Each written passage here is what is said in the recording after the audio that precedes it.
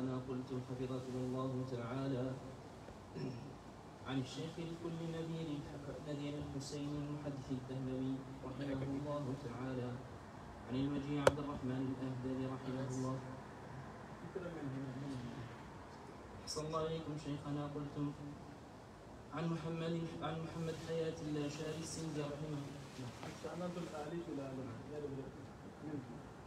أحسن الله إليكم شيخنا.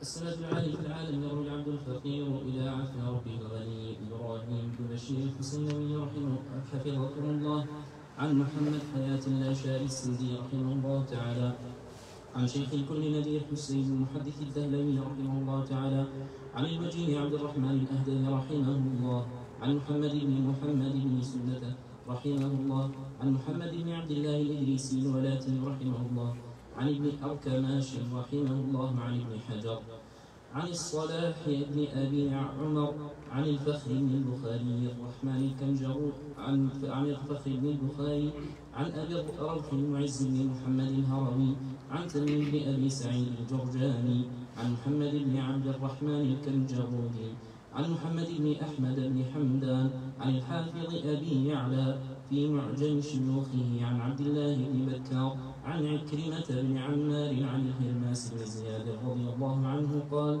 رأيت النبي صلى الله عليه وسلم يوم الأضحى يخطب على بعيره. قال الحافظ الذهبي في سير أعلام النبلاء: وهذا حديث عال تساعي لنا.